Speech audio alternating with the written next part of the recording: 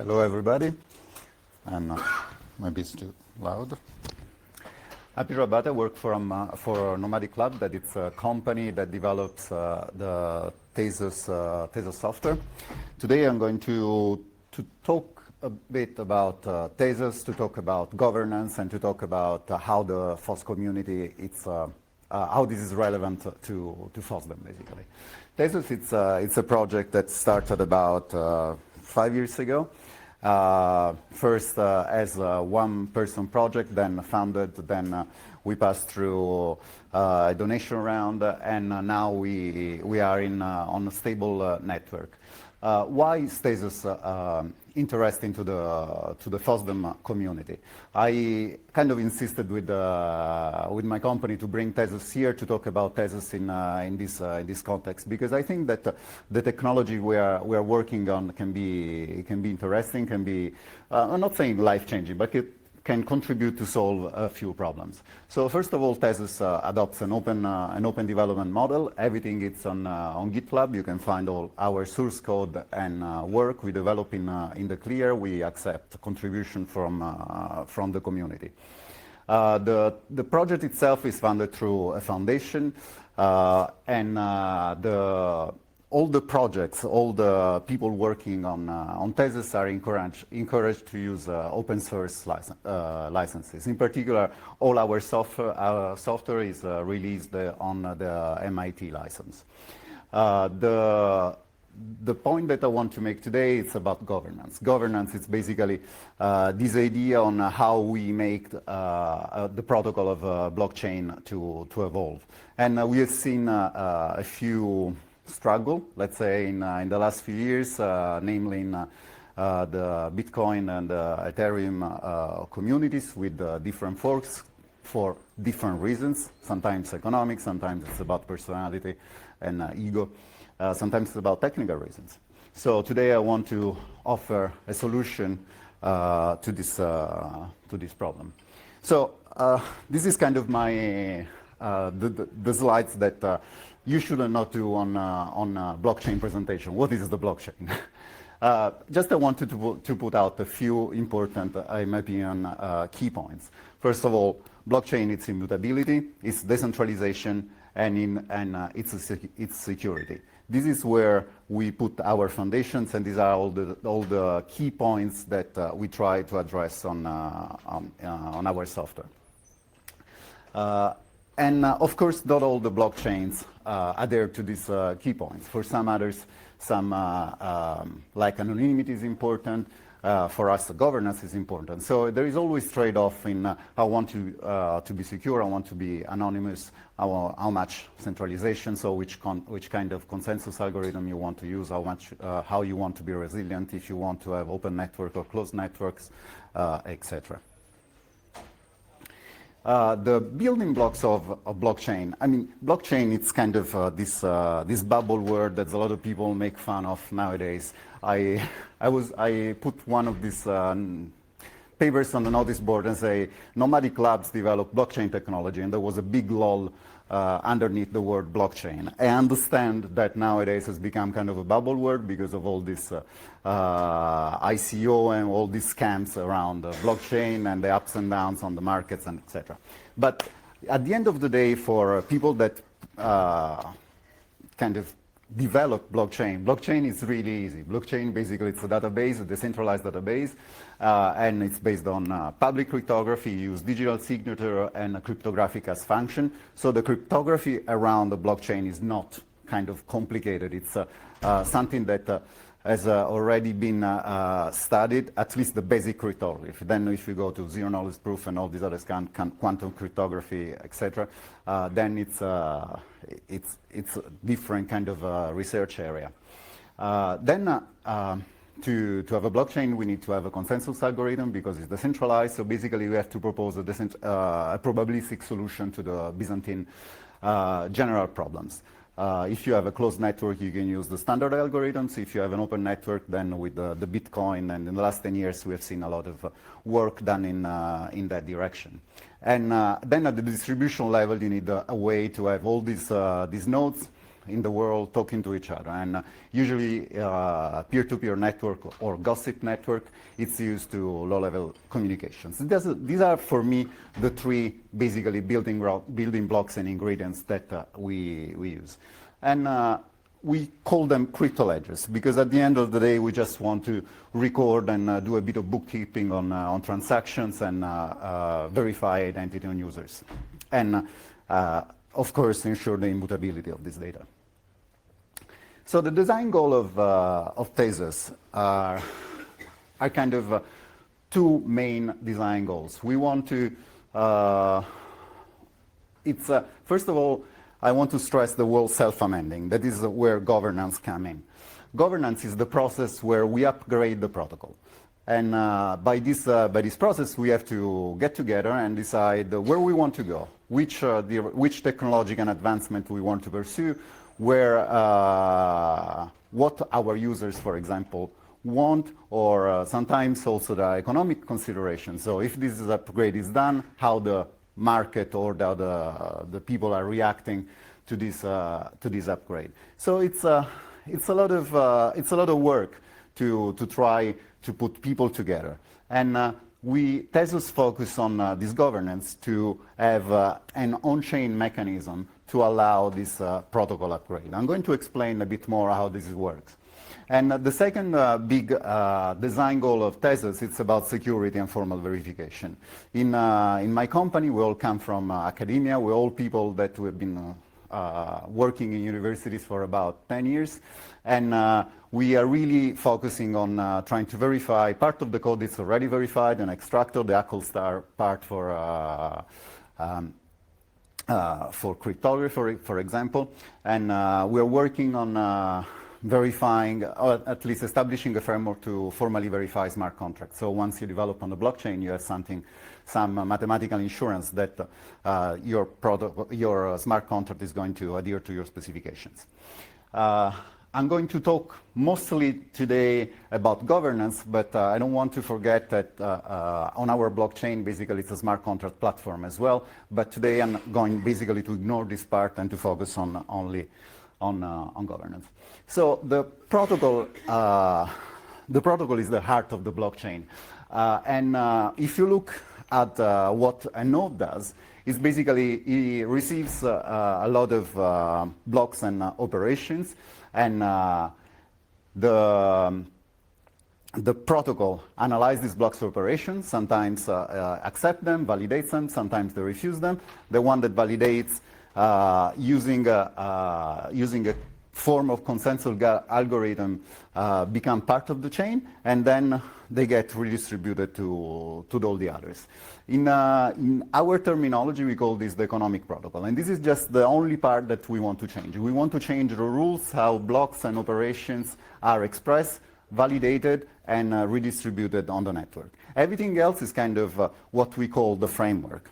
So the Tezos model is built on two main blocks. One is the protocol that we can change, we can amend, and we can innovate on. And this is the part that it's about governance. The second part is about the framework. The framework is basically all the tools and bells and whistles that you need to create a node and to make it work. So the framework is kind of generic. It's we try to specify how this the interface of this framework to insert your protocol, and we invite other people to develop the same framework in other programming languages. So we are not the only one developing this part of the code. It's consensus protocol agnostic. So the idea that we can plug any consensus algorithm in this framework and implement, for example, other blockchain using the same software. Of course, there is a strong emphasis on verified components, and we try to adhere to kind of best practices from the engineering perspective. It's written in OCaml. OCaml is a programming language that has been developing in France in the last 25, 30 years. So it's you might know ReasonML, that is it's produced by Facebook. ReasonML, it's basically just a bit of syntax on top of OCaml. That is a strongly typed functional language that we have been using for developing Tezos. And of course, this framework has already been used in production. It's pretty stable and is continuously evolving. Going more in details about this framework, basically there's a modular architecture. We have, of course, the software for nodes, the clients that we have a command line interface, and maybe we're going to compile all these in JavaScript as well, and use the same software to have a web framework and to build extensions. And then we have modules to build miners that we don't call miners because they don't mine anything since it's a proof of stake, but we call them bakers. You know, French people like croissant, on aime la boulangerie. It offers also an abstraction on a distributed peer-to-peer network. It offers a powerful and extensible RPC introspection mechanism. So by RPC that are typed and automatically generated, typed and generated by a library in the code, we are able to export large part of the blockchain via JSON objects and provide this easy access to the internal data structure of the node itself. It uses certified cryptography, namely ACL*, that it's a library that probably it's already sitting in most of your devices, since it's also used by Firefox, for example. And of course, he has a protocol compiler. The protocol compiler is this component that gets OCaml code and transform it in a bytecode that then it's injected into the node, linked, and then allows the node to behave in a different way. In the future, we also want to go toward the kind of a certified compilation pattern. So the compiler itself is certified, and it is going to ensure that the protocol that you give is actually going to respect the specification with respect to the output of the compiler. So what is governance? Governance is basically the idea to establish a digital commonwealth by all the people that have stakes and tokens in the Tezos network. This means that we want to give the community the possibility to decide how the protocol is going to evolve. It's not going to. We want to avoid the idea of creating friction and frictions in the community to reduce hard forks. We want to allow people to vote and to kind of take ownership on this vote. Sometimes it's this problem. It's about convincing the large majority of people that my protocol is better than yours. This is done via an on-chain system where there is a proposal that I'm going to explain in a moment, and then there is a vote. And of course, this kind of system rewards innovation because developers that want to help and develop a new protocol can be rewarded. This system can be even embedded in the protocol itself. So it's like in some blockchain system where the founders get a bit of tokens every time a block is mined. This is the idea that a developer kind of gets rewarded automatically with a bit of tokens once his protocol is voted by the community and agreed to work to. It's like kind of a payment. This is not done, but it's kind of a possible way of seeing this evolution of the protocol. And of course, this can be all changed, so the community is going to decide which direction they want to go. So why we need governance today? Well, governance, it's basically the rule of law. The protocol, it's what decides which block goes in, which block goes out, and which transactions are accepted. We can think about the Bitcoin block size debate, the Ethereum hard forks, and of course, kind of all the struggles that we have seen in the last few years about the communities. I've already talked a bit about innovations and how contributors might be rewarded, and also we want to stimulate innovation and kind of giving the possibility to allow this protocol to evolve faster. How the governance currently works? Well, there is an upgrade proposal. Then there is a first round of approval that select a few of this proposal by supermajority vote.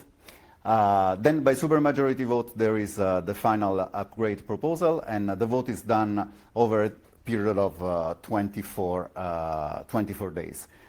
This is kind of one of these systems where you can even change the way we vote on the protocol, of course, because this is part of the protocol, how this is done now. We're going to do our first protocol upgrade in a few months, probably. So this is going to put to the test. We have done some small upgrade, but this is going to be the first public big protocol upgrade. So the main data structures that we use, it's a concurrent data structure. It's represented by a shared model singleton, and it's basically a linked list of monads. This is what a blockchain is for us. We use a monadic representation, so we encapsulate everything in a monad. If we want to think about this, the monad that is Bitcoin basically is the set of unspent UTXO plus the total work plus the block number. And the operation, of course, are the transaction. If we, generally speaking, we formalize all this by a function that is called apply, that gets a state, gets a number of operations, and give us the next state. So where I want to go here, it's how actually we are going to choose one of these states, because of course when we apply an operation we can have multiple states, where we have a function that is called a score. So all the blockchain can be summarized by a function that takes a function that apply and a function that is a score. A score basically gets a state and tells us which one is the one that it's going to be selected by the consensus algorithm. In the sense of in a self-amendment blockchain, we can pack apply and score inside the state. So we get these two functions and we put them in the state. And then we have a new operation that is called change and gets two arguments, apply and score. And then we introspect this into the protocol itself. Basically, we add to the monad itself a third function that allows to change the protocol itself. This is the idea how this protocol amendment works in practice. How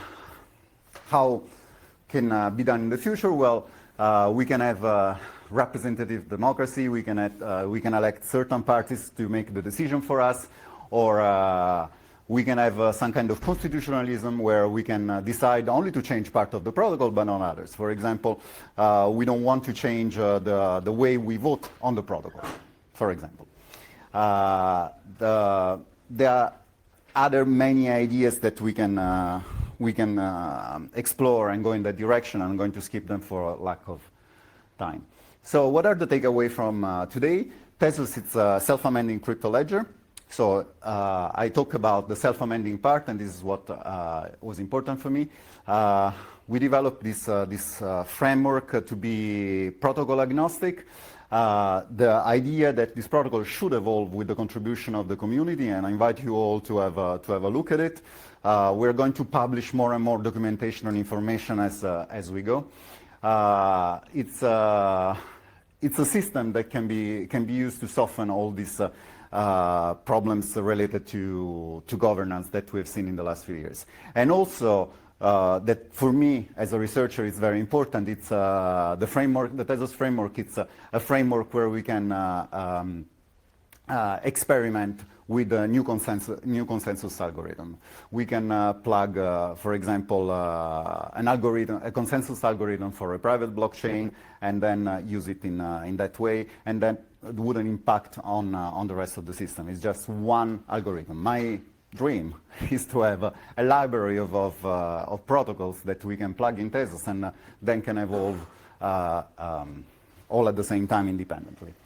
So I have, if you have questions, I invite you, and these are our contacts. We are desperately trying to hire system administrator and DevOps for us. Please come to talk to me if you have any questions. Thank you.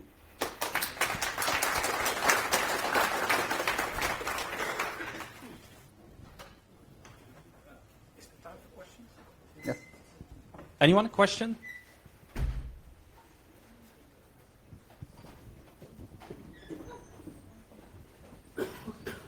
So you said the code is self-modifying. I mean, you can vote to modify the code, and it's in OCaml.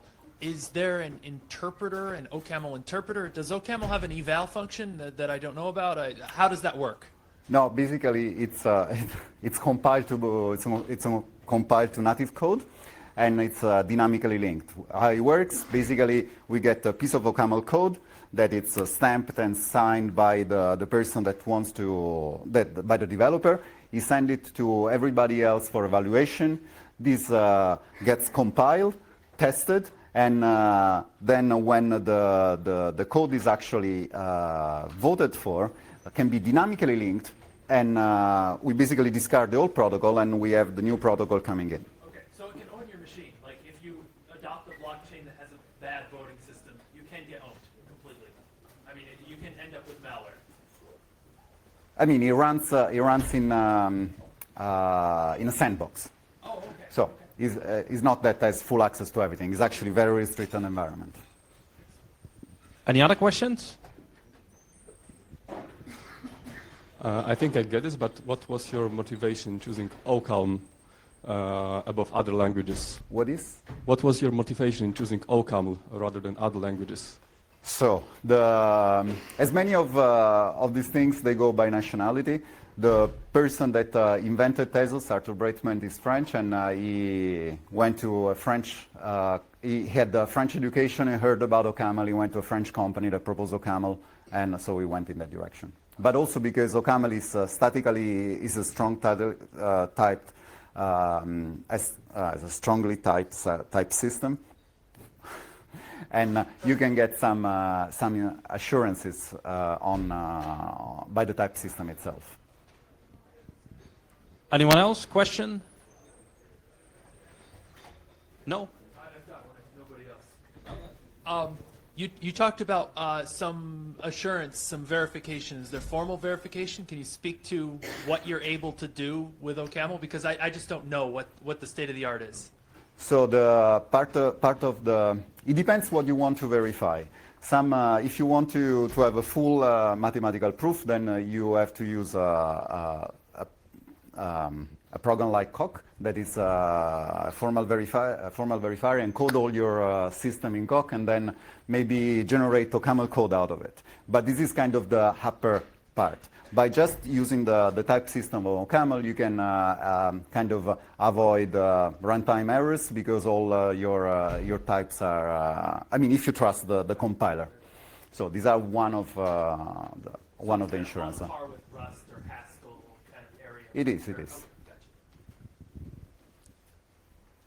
How many nodes are you running now? So I think the question was how many nodes are we running now? But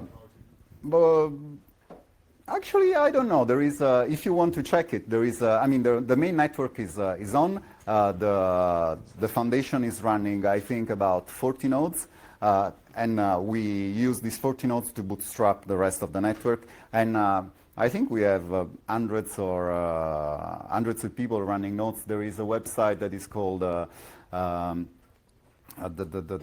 Tezos.io, and you have all the informations about the running nodes, block baked, and transaction and movement of tokens over there.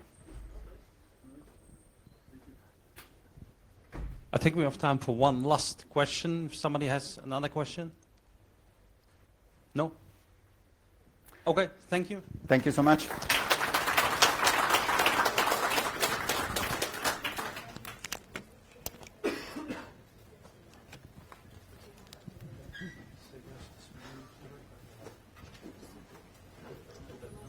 Да, 10 баллов.